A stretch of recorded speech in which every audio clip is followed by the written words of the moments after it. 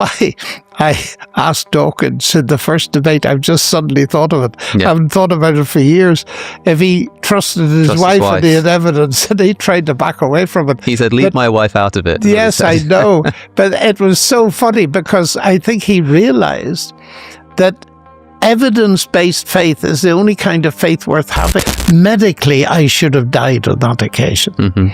As the surgeon, he said, I don't know what to say to you. You should be dead. He actually used those words.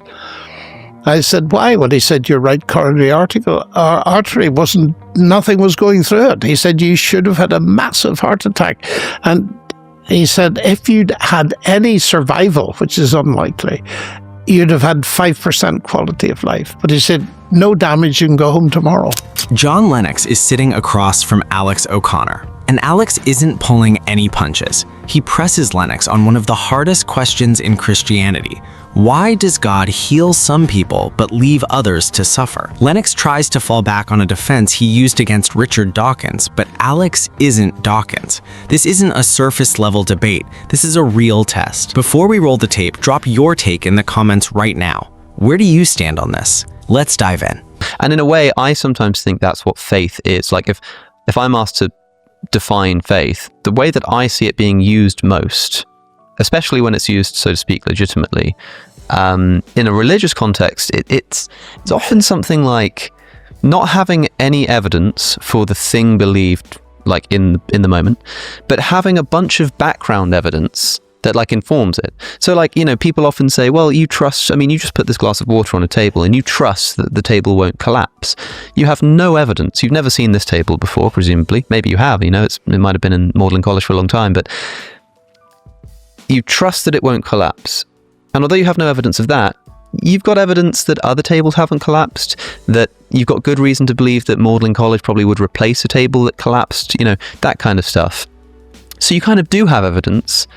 It's just like background evidence that informs a position. But it's hugely important. I think this is a fundamental thing to grasp, because in life I discovered that you come to a point where you know you're being asked, and I'm speaking subjectively here, to trust God for a situation you've never been in before. But it's very much like the trust between me and my wife. You can face a new situation because although you've no specific evidence for this situation, you've had a lifetime of it before in other situations. In other words, you know, you would say, I trust that person, and therefore in this situation I'm not going to believe a wild speculation about her or something like this. Yes. And I think that's absolutely right, that evidences are of different kinds. And with people, as distinct from trusting facts, trusting people, it's a much broader, a more cumulative type of thing. There are reasons for trusting people that may be very subtle and so on, which is why I asked Dawkins in the first debate, I've just suddenly thought of it. I haven't thought about it for years. If he trusted his wife and he had evidence and he tried to back away from it. He said, leave my wife out of it. Yes, I know.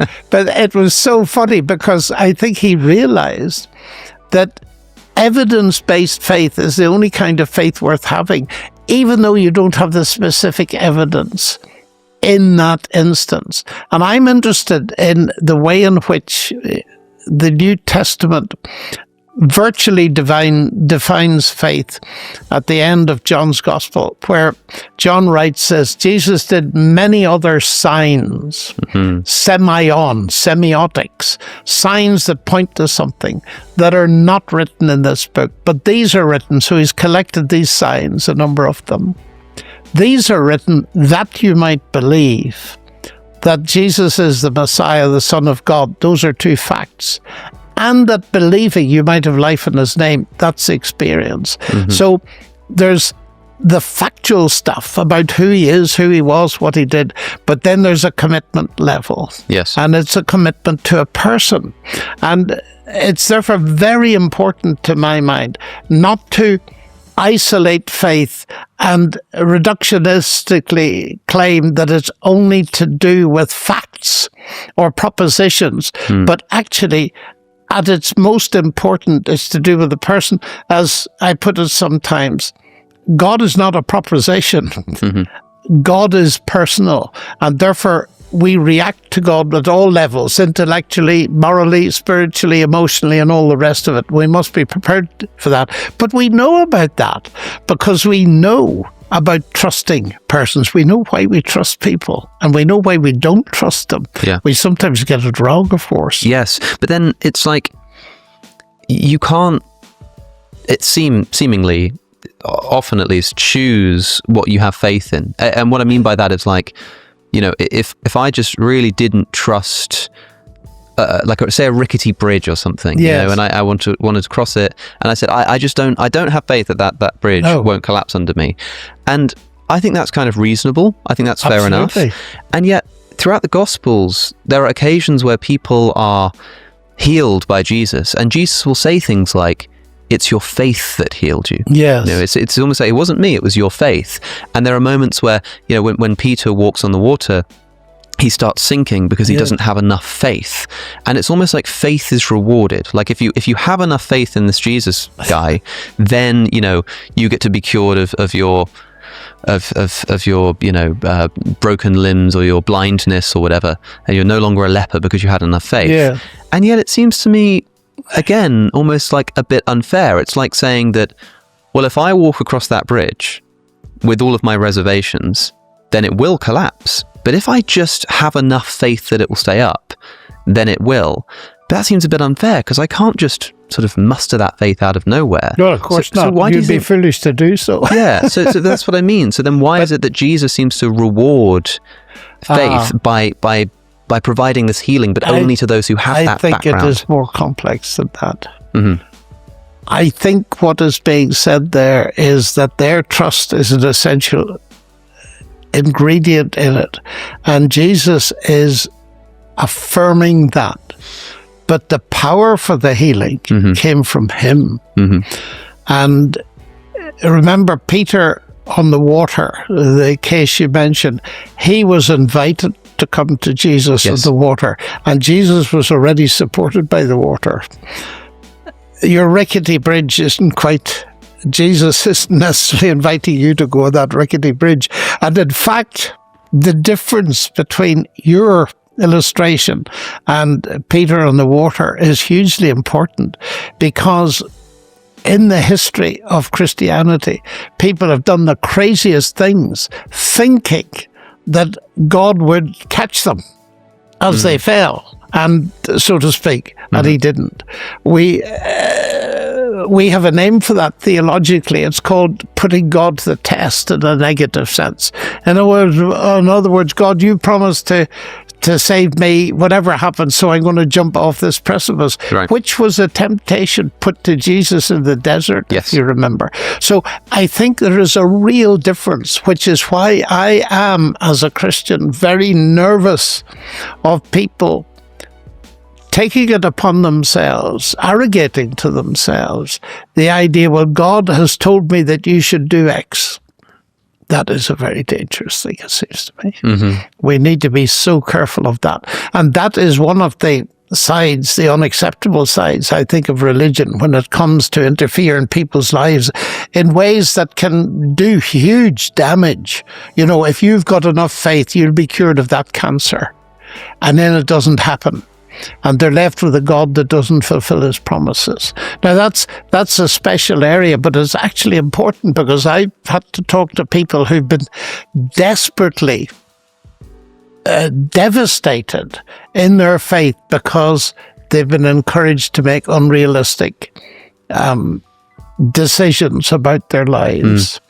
Faith is actually, trust is complex in all of its levels, and it's dynamic in the sense that it grows through life.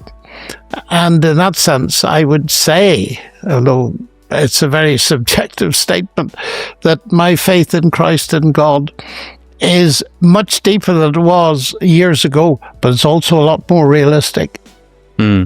I think sometimes Christians don't realize the corollary of what they say when they attribute good things to God.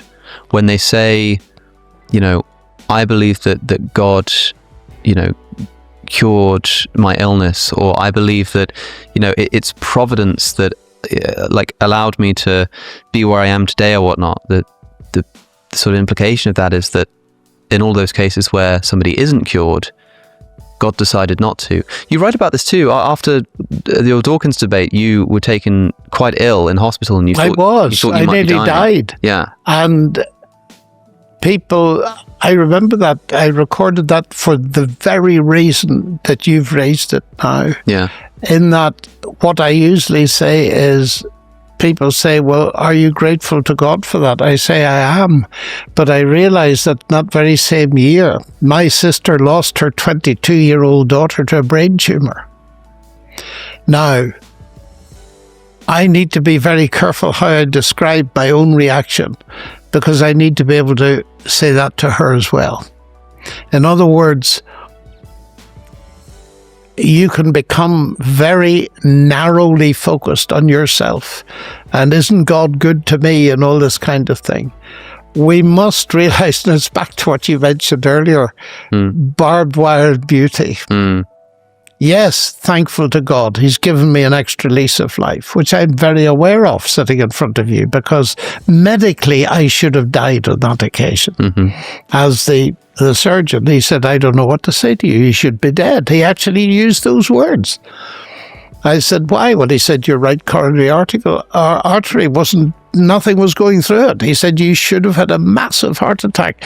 And he said, if you'd had any survival, which is unlikely, you'd have had 5% quality of life. But he said, no damage, you can go home tomorrow.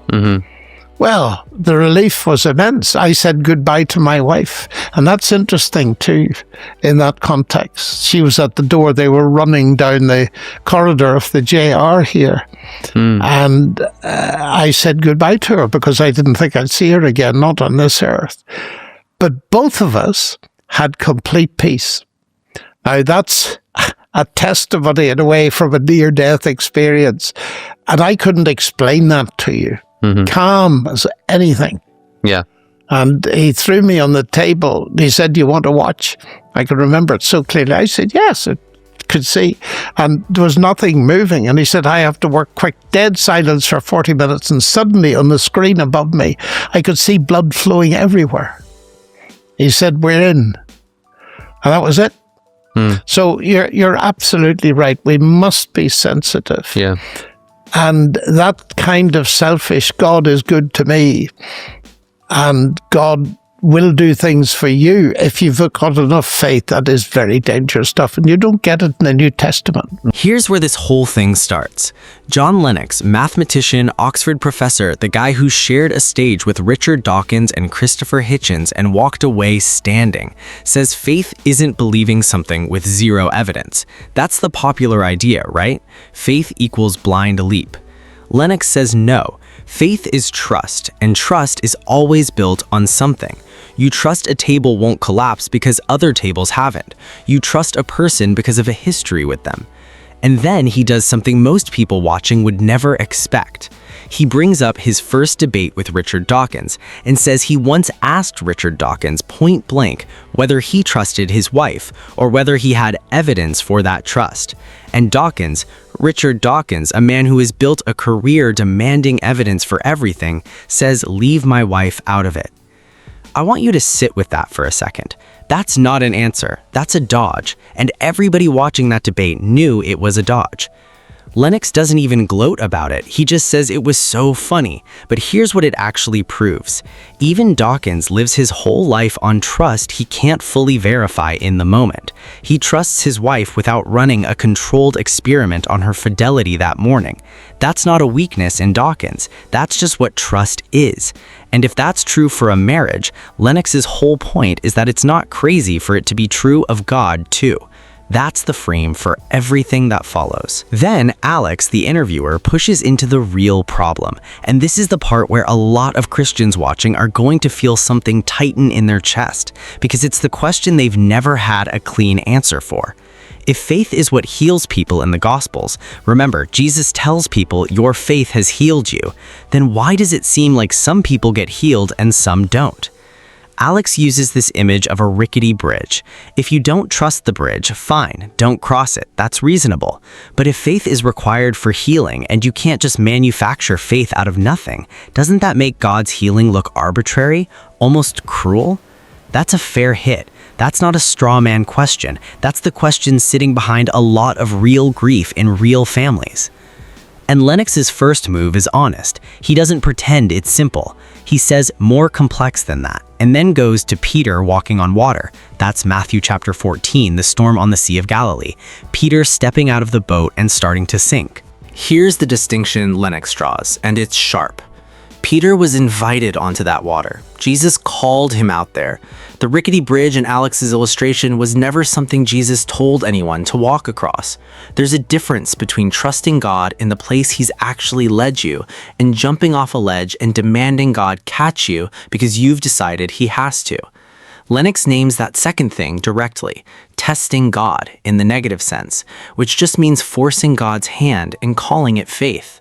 He points to Jesus in the wilderness being tempted to throw himself off the temple and force God to intervene, and Jesus refuses. That's not weak faith. That's the healthy kind. Here's where it gets personal and where I think the episode really turns. Lennox says he's very nervous of people who take it upon themselves to say God told me to do this, because that idea, chase the promise hard enough and God has to deliver, has wrecked real people. He says it plainly. You tell someone with cancer that if they just have enough faith, they'll be cured, and then they're not cured. And now they're not just sick, they're sick and abandoned by a God who apparently broke his word. That's the danger of what's usually called prosperity theology, the idea that enough faith or the right kind of prayer guarantees you health, wealth, or a fixed outcome. Lennox doesn't use that label, but that's exactly what he's taking apart, and he says flatly, you don't get that in the New Testament. I want you to catch how strong that statement is. He is not softening this. He is calling out bad theology inside his own camp, as hard as he calls out anything Dawkins ever said. Then he does the thing that makes this segment worth watching twice. He turns it on himself.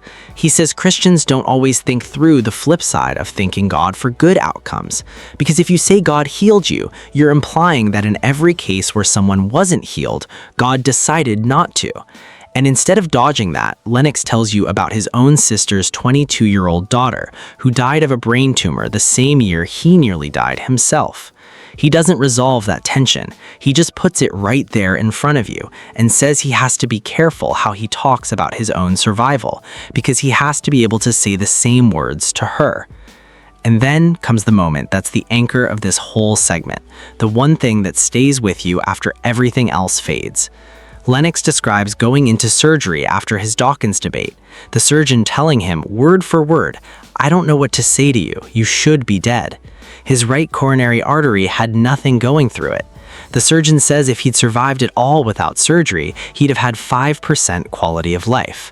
And then, no damage, go home tomorrow. Lennox says goodbye to his wife at the door, genuinely believing it might be the last time, and he says both of them had complete peace, not manufactured calm, not gritted teeth bravery. Peace, he says, he can't explain. That's the single most honest thing said in this whole clip. Not an argument, not a rebuttal, just a man telling you what it actually felt like to nearly die and not be afraid. If you've ever sat in a hospital waiting room praying for an outcome you didn't get, this segment isn't going to hand you a clean answer, and Lennox never claims it does. What it gives you instead is a Christian who's lived both sides of this, the sister who lost her daughter and the man who walked out of the same year alive, refusing to build a theology that only works when things go his way. And if you're the skeptic who clicked on this expecting Lennox to either dodge the hard question or paper over it with a Bible verse, notice what actually happened. He named the danger inside his own faith tradition before anyone else could, and he didn't pretend his own survival proves anything about God's fairness. So, here's the question I want you to sit with before you scroll past this. If Lennox's peace in that hospital corridor was real, not performance, not denial, actually real, what does that say about what faith is actually for? Is it a guarantee that you get healed, or is it something you're only allowed to understand once you're the one saying goodbye at the door?